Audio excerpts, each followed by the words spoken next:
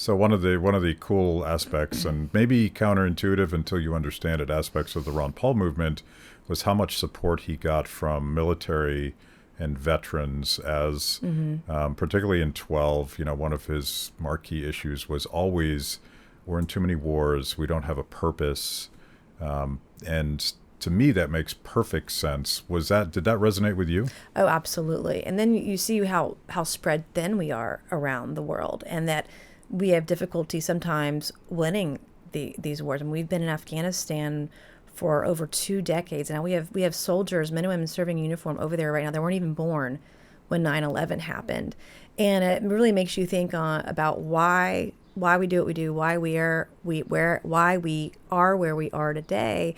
But also there's strength and peace and defending the homeland and training back here.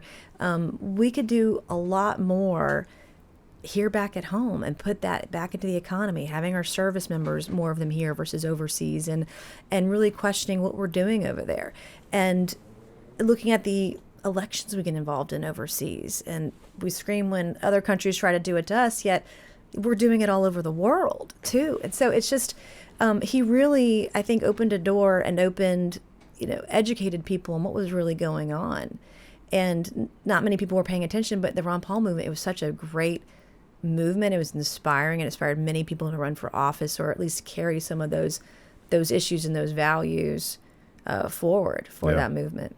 You mentioned the trade-off between defense spending and domestic spending, and that Achilles heel amongst sort of the neoconservative Republicans, I've argued, is sort of the thing that broke the back of the Tea Party movement, because we wanted to balance the budget, we wanted to eliminate the debt, we wanted to reduce the size and scope of government, and you couldn't do that stuff as long as you were always fully funding the military, because that sounds good, and yes, we should absolutely fund the things that are essential so that we don't put our men and women in service in harm's way, but it's also a blank check.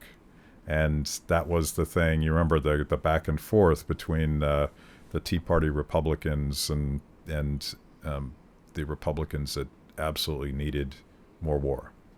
And I don't know how you can be fiscally responsible without putting everything on the table. No, that's right. And I come from a family of veterans. I have a family member getting commissioned this weekend. Almost everybody in my family serves. And I mean, they, by and large, also agree with me.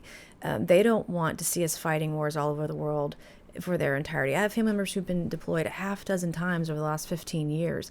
The toll that it takes on these young men and women who are sacrificing everything, and their families are as well. And, when we look at the money that's spent overseas, and then even now, I mean, I looked at some of the training issues we have in our Air Force with some of our pilots and having deaths in training. And wouldn't it be better if we're going to spend that, but invest it here at home, invest it in the men and women that we're sending overseas, and send them to fewer places. And when we do go, we have a mission, and we have a plan to get in, get out, end it, and come home. And that's largely missing. You don't see that often anymore. And some of these wars have been going on for so long, people often forget about it. It's not top of mind. It's not front of mind, because we don't hear about it in the news every single day. Yeah.